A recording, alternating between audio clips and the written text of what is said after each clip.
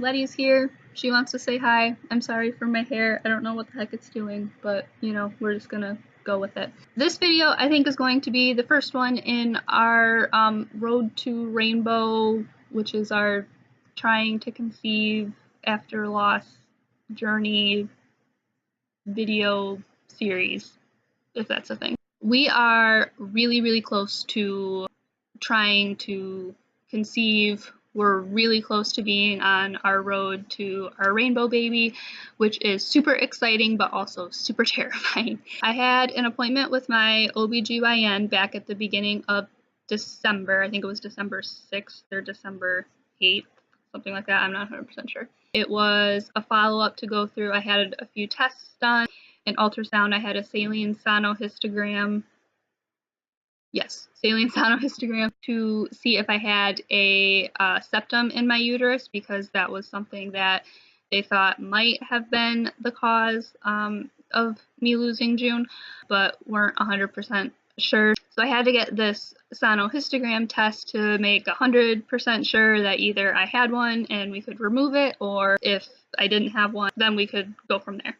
At the appointment, my OB said that I don't have a septum in my uterus, which is good, because that's something that's kind of been like a possible factor since last June-ish. We finally laid that to rest. There's no septum, which is good, so we don't have to worry about that.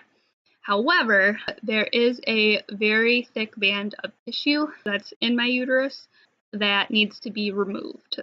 After I had June, I had a lot of retained placenta and stuff like that that went undiscovered for way longer than it should have. That's another different story. After that, I had to get a D&C done to remove it all, and since it was in there for so long, it was very difficult to remove, which led to this band of tissue forming. So it's been in there for God knows how long. So it needs to be removed, and that's the first thing that we need to do. After that, we have to make an appointment with my OB again. We're going to try Clomid. So I have PCOS, which is described to me as my uterus has all these little tiny follicles all over it, and instead of one being released each month, which leads to you having a period, they're all fighting to be the one dominant one that gets released, and as a result, none of them are. I don't ovulate or anything like that. The Clomid, to my understanding, is supposed to help me ovulate. Surgery, then Clomid. The problem is that for some reason, I cannot make this appointment to have this surgery done. It's not anything that, like, they won't let me get it done. I have tried to call, and I can't pick up the phone to call and make the appointment for this surgery. And I have no idea why. I have never been, like, scared of having surgery. I've never, like, had really a problem making appointments or anything. But for some reason, I am absolutely terrified to, one, call and set up this appointment and make the appointment for this surgery, and two, I'm terrified to get this surgery done.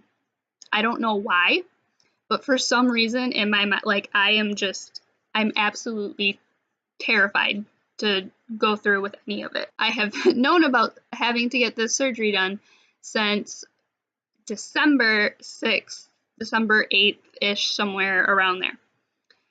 Today is January 16th, and I have still not called to schedule this surgery yet, which is very, very strange because it's been over a month, and that's very unlike me to wait that long. Since losing June, any doctor's appointment that I've had to make or tests that I've had to get scheduled or anything like that, the day that it's recommended that I go see someone, or it's, the day of, I will call and make an appointment.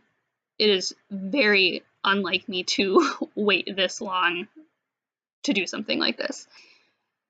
I was talking to Justin about it because I was like, I don't understand why I can't do this. I don't get it. It doesn't make any sense to me. So we talked, and we kind of came up with like 2 or 3 different reasons on why. So one reason might be because, like I said, it's the very last thing that we need to do before we start trying to conceive, and that's terrifying. 2, Justin made a really good point and said that it might be because this is, in a way, the last thing that really is connected to June, which I think is a very good point. And I think that there is definitely some truth to that. And number 3, the last surgery I had was the D&C that I had after having June, and obviously it just has caused more problems. So that might also be a factor. In all honesty, I think that it's probably a combination of those 3 things is why I can't do it, or why I'm struggling to do it. But the bottom line is that I need to. Like, I need to do this. And for some reason, I just can't. So hopefully, by making this video, this kind of kicks me in the rear to get this done and do it, and then just be over it and move on. Eventually, it'll get done.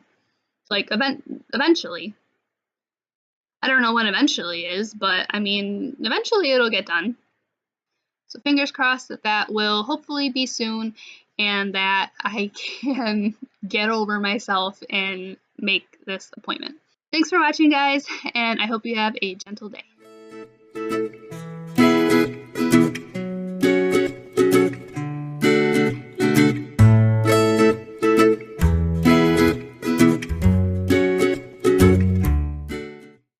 This is a very long video, and it's going to take me forever to edit.